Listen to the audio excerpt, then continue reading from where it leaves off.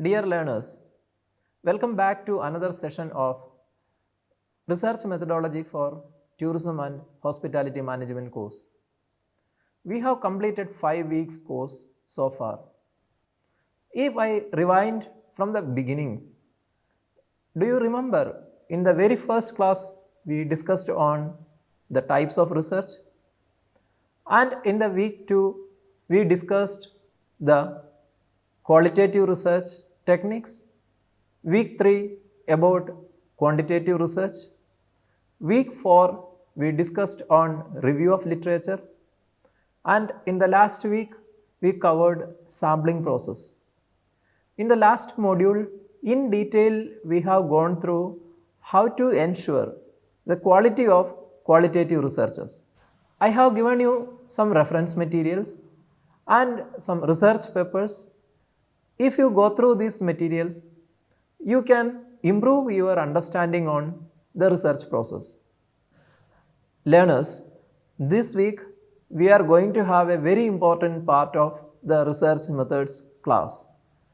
We will discuss qualitative research data analysis process. You might heard about quantitative research data analysis, or you may have experience on that too. But related to qualitative research, we have to start from the beginning, and at the end of this week, you will have a complete understanding on how to analyze qualitative data. So let me brief you what is there in this particular week's course. In the beginning, we will start with the basics of qualitative data analysis process. I will explain you on how to do content analysis using thematic analysis. Then we will try to have a hands-on experiment with a software. If the system and the technology supports us, I will demonstrate you a software which I am using. Otherwise, you can work your own doing this analysis. Finally, we will go through the interpretation and findings of the qualitative data analysis. And today, in this module, we will cover the introductory part of qualitative data analysis. I recommend you these 3 books, reference material, which are highly useful and referred by researchers and students across the world. The first one is Miles Huberman Saldana, who wrote on qualitative data analysis, a method source book. Saldana is considered as one of the eminent researchers in qualitative data analysis, and his recommendations on coding of qualitative data is widely followed by students and scholars. Second one is Beasley, that is also on qualitative data analysis. If you use Atlas TI software, this software help you to do data analysis. So this particular book you can download. This is available in website of Atlas TI too. That would help you how to start the data analysis process using either Atlas TI or improve your knowledge on QDA. So let me again emphasize upon what is qualitative research. In qualitative research, the researcher goes into the field and spend quality time understanding the phenomena, write notes or observations are recorded, then interviews are conducted, and these interviews are transcribed. So at the end you have a rich of information. The corpus of data, the term that we use is the corpus, data corpus. The corpus of the data has to be carefully analyzed. Why we have to be careful in doing data analysis? According to Maxwell, there are 5 intellectual goals of data analysis, especially qualitative data analysis. It starts with number 1, understand the meaning of a particular social phenomena. Second point is understand the context. Third is the ongoing process of a social issue. Then identify unanticipated phenomena. Try to develop causal explanations. So, dear students, when we conduct qualitative research, one of the core purpose of doing research is to understand the phenomena. How a particular phenomena is deeply impacting the society or impacted, or how different layers create segments, and this interaction between layers or different segments, how it generate a meaning, and how this phenomena is perceived by the community in general, and how it takes shape in different forms. So, understanding the meaning, that is number one. Number two is context centric. Qualitative research is context centric. The context that we are studying having a very deep impact on our study. So, this is subjective, and there are different contexts with the different perspectives. So, the researcher, he has his own perspective, and the context, it has its own way of patterns. So, understanding the context, that is number two. Number three is the process, how a particular phenomena is evolving, who are the role players in it, how individuals contribute to it, or what shape it takes after a certain period of time. So, the process we can identify. Then unanticipated phenomena. There are certain things beyond human control, or at occasions the researcher come across unanticipated things. So, we can identify unanticipated phenomena. And last, the intellectual goal according to Maxwell is develop causal explanations. Causal explanations play a very important role. Let me take an example from American president elections. If you watch news channels like BBC, CNN or international channels, you know how depth their discussions go on related to the election process, related to the opinion of people, and they go much detail into analyzing the phenomena of public opinion, how that opinion shape into a political argument, and how that political stand result into the selection of a candidate. Ultimately, the election process, when it gets over, a lot of theories come up. So, in this case, the cause, what stirred in the society that resulted in electing a particular candidate, and that candidate is with a certain ideology. So, qualitative researchers go much deeper into the context, it understands the process, and finally come out with some hypothesis. That hypothesis means assumptions here. That means something causes some kind of effect. The strength of the qualitative data rests on, that is, natural setting. Means the researcher is going into the field with eyes and his sensory organs, we can understand what is going on. The influence of the local context, that is grounded in these observations, and the data, the diary and the notes maintained by the researcher take note of every single thing. That is the area where the study is conducted, the place and the events, process and structures and their lives. So, we have a corpus of data, which I mean to say, in a copy, if you write, it can contain a full copy. At the end, what is happening in analysis? We have to condense the data. Here, in qualitative data analysis, experts use the term data condensation, not data deduction. Data condensation means identifying the context with a specific quote and we use in our research as well, and rest of the data will remain useful for identifying certain pattern. So this is not data deduction, it is condensation of data. So here the researcher's role is to select, focus and abstract the data. For example, you conducted an interview. You asked questions from your questionnaire and you may also ask some questions which are not part of the questionnaire. So the respondent give enough time to you, and when you complete the interview of half an hour or 45 minutes, you may have 4 to 5 pages of script. So this whole 5 pages of script you may not use in your research. So that is what I am telling.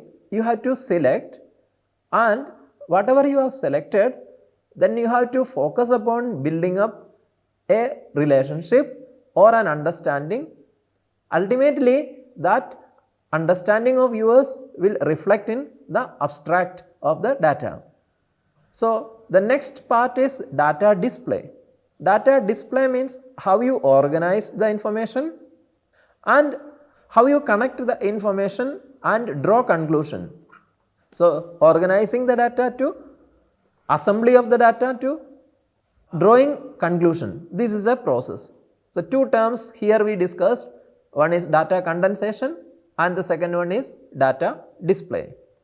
We will see the type of qualitative data. Let us see whatever comes around us is a form of data. For a qualitative researcher is concerned, they will specify what exact method they use to collect the data.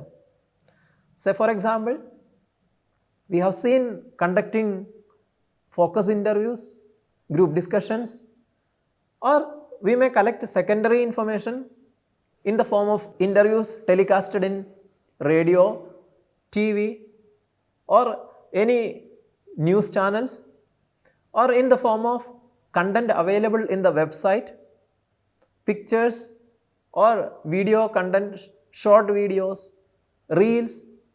Now, a lot of qualitative researchers these days use reels to analyze a particular context, and especially in tourism, short videos and reels reflect the influences as well as the promotion of tourism through non-professional bodies, that we say virtual influencers.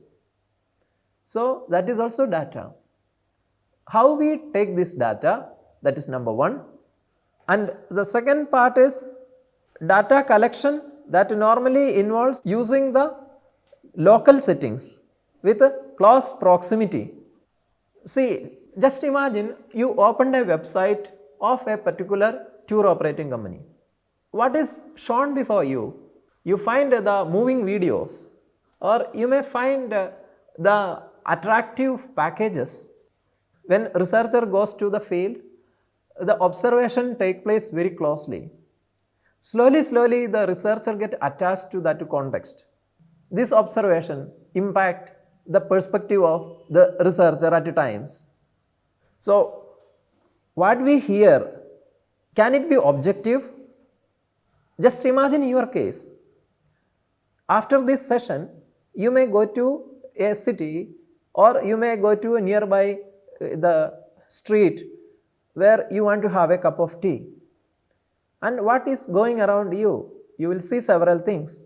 You may hear the vehicle horns, or you may come across a lot of people. But this just goes as a frame in your mind. If you are a researcher, you cannot take conclusion directly or quickly from what we see, because it is not at all subjective. So that is why we have to be careful with what we see, that directly not reflect on our thinking or our perspective. Here the values and attitudes of the researcher play an important role.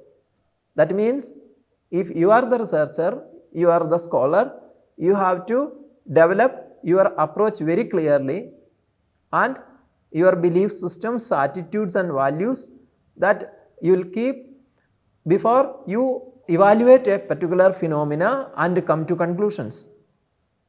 The components of data analysis presented by Miles is given here in this slide. So, you know the first process is data collection. Data collection, then as I said, data condensation, number 2. And then comes another aspect, how you display the data. So, this is a kind of interactive process. That means back and forth. The data collection may parallelly go on. While you do the collection, you may also go through the data, and where you identify certain themes that we try to display and then drawing conclusion.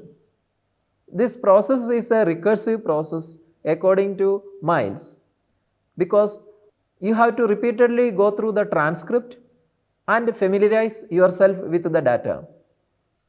How to work with the data? Imagine you conducted an interview. You interviewed a farmer or agricultural worker. So, what the interview is all about? The interview is how tourism can be one of the extra income source for that farmer. So, in the form of flowers, in the form of fruits or vegetables, we find lot of farmers, they engaged with the tourism. So, the interview script, that transcript, you have to read repeatedly. So, the first process is read and reflect. I mean to say read, reread, read again and reflect. So, at the first reading, you may get an insight, and when you reread, you may have more idea that you missed in the first reading, and read again, I mean to say, to avoid or get rid of or any doubts. So, then comes reflecting what you read or what you gained from that particular interview. Exploration is a process in which researcher dive into the deep of the data. So, anything which you find interesting, which is extraordinary or which may hint something. Recently, I have gone through an interview transcript where my research scholar pursuing a research on Varanasi.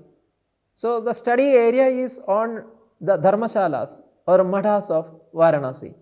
In one interview, the respondent says that tourism in Varanasi is growing and now there is a huge demand for accommodation. Accordingly, lot of hotels have been coming up, and this in a way reduces the occupancy of dharmashalas in some way, you can say. So, now try to connect these 2 points. One is tourism is growing, and number 2, hotels or paying guest homestay establishments, they are mushrooming up. Dharmashalas or ashram, which used to accommodate pilgrims or even tourists, their demand is also good, but it is not steady. So, you are trying to explore information here. Then we say code. Code here indicates a process of labeling the data. Then what we code, what we explore, we have to connect. We have to connect one with the context, we have to connect with the sentences which you could find meaningful. Then next process, review and refine, means whatever you have coded.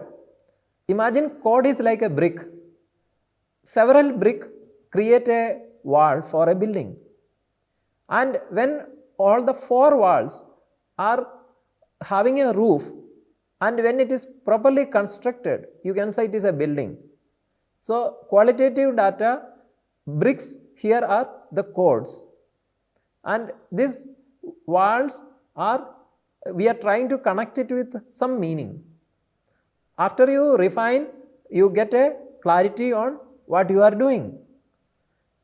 Then we have the process that called describing. At times you have to use the quote directly from the interview transcript. We can compare and we can also relate the information. So I hope now you got an idea about working with data. Say for example, a transcript, we have several pages I told you. So while you read the transcript, you may also get bored. It is quite natural. Reading process is not easy, or you may repeatedly doing this work. So it is quite natural that you may get bored. But it may strike you new points. That new points will give you a new perspective. So the process, 3 processes here I said is, remember, you can describe a particular scenario. That is the first point. Anybody can do this. But when you start comparing, your intellectual sense is moving, or it start moving in a different direction. You start thinking and relating. This is an advanced level. Relating with some instances or some other issues. So these 3 aspects, if you are good, I assure you that you have good qualitative data analysis skills. We will see the ethical issues in analysis. What are the ethical issues which we come across? Number 1 is the worthiness of the project.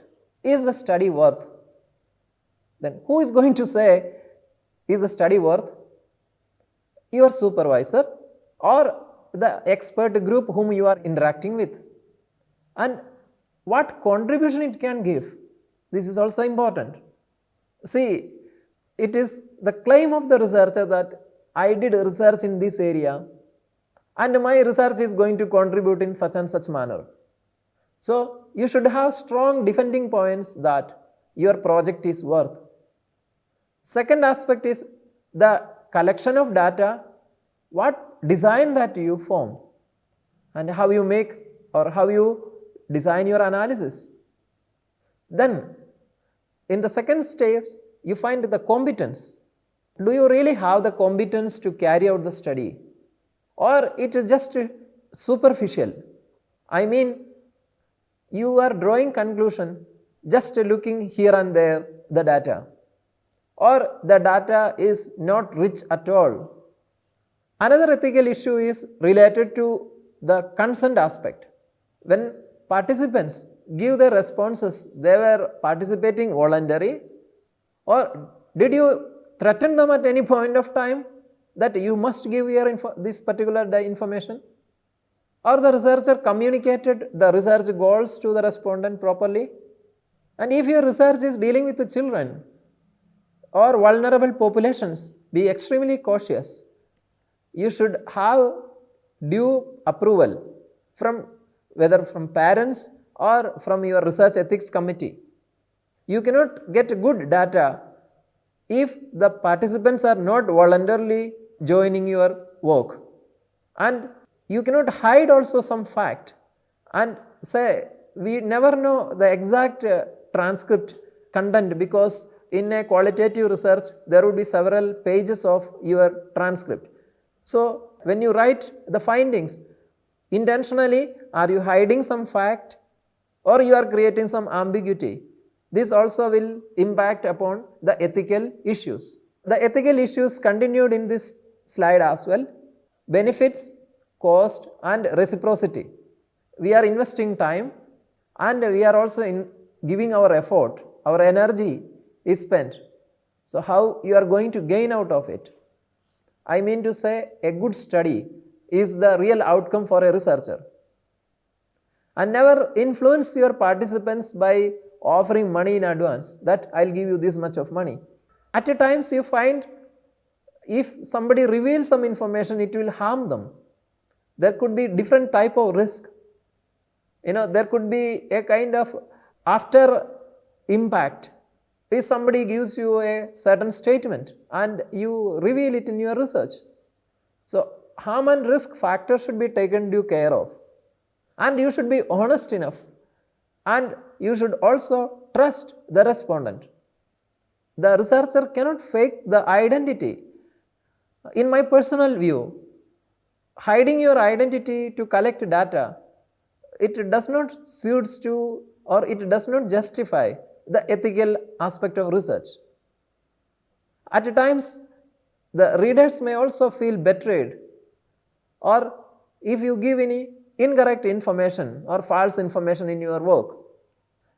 According to Cyber, which we can get from the book Miles, three different issues in analysis. One is privacy, second one is confidentiality, and the third one is anonymity.